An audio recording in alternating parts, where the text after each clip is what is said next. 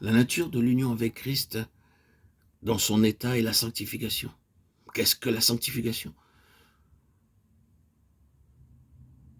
Le but que nous poursuivons ici va nous permettre de ramener cette importante doctrine à deux propositions bien simples.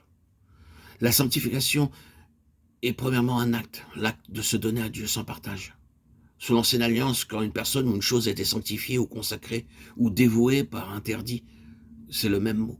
Elle était d'abord prise à part, séparée de tous les autres intérêts en présence, et devenait la possession exclusive de Dieu. Dès ce moment-là, tous les droits de propriété lui étaient acquis, et on admettait qu'il pouvait en disposer à son gré, et exercer sur elle un pouvoir discrétionnaire. Elle était consacrée ou sanctifiée par du sang, ou par quelque chose qui avait la même signification symbolique. Tel est, dans toute sa simplicité, le sens fondamental de la sanctification. Vous ne vous appartenez point à vous-même, car vous avez été rachetés à grand prix. 1 Corinthiens 6, 19.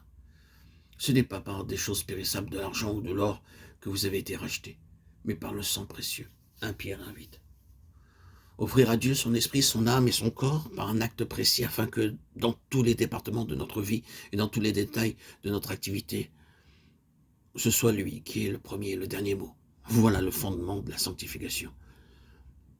Dieu sera consulté désormais sur toutes les questions, qu'il s'agisse du cœur, de l'intelligence ou de la volonté, la vie personnelle avec le principe du moi, sous toutes ses formes et tout ce qui touche à la vie naturelle est livré pour devenir par la croix absolument assujetti à la volonté de Dieu. Christ, à la droite de Dieu, représente l'aboutissement magnifique de l'homme livré à la volonté de Dieu.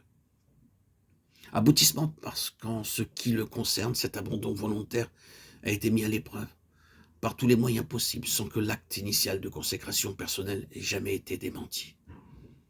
C'est dans cette voie-là que le croyant doit entrer en maintenant jusqu'au bout, grâce à la puissance intérieure de l'esprit, l'attitude prise au point de départ.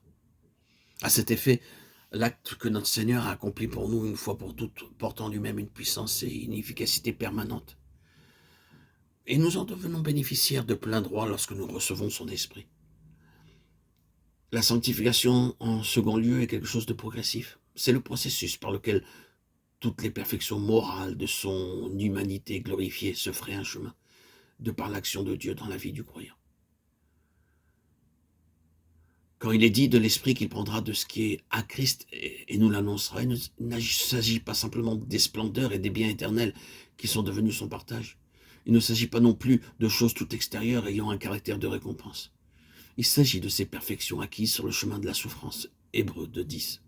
Le croyant doit en avoir sa part, car ce n'est qu'alors qu'il pourra partager la gloire qui repose sur une humanité parfaite et qui a retrouvé, pour ainsi dire, son pays natal.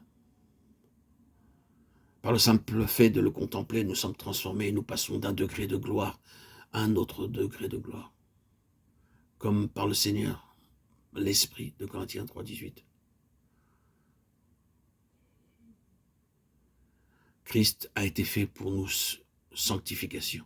Sanctification pour nous et sanctification en nous. La sanctification n'est pas une amélioration morale résultant de mes efforts, de mon attention. C'est la vision et la compréhension des perfections morales de Christ telles qu'elles ont été acquises à mon attention. Christ dans la gloire représente le modèle que le Saint-Esprit a constamment sous les yeux et auquel il cherche à conformer mon être intérieur. Ce qu'il demande de moi, c'est que je cède, que je m'abandonne, que je croie, que j'obéisse. Et cela ne va pas tout seul.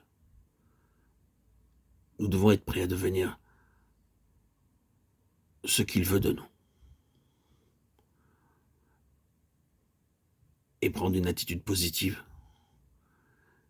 et me prêter aux intentions du Saint-Esprit.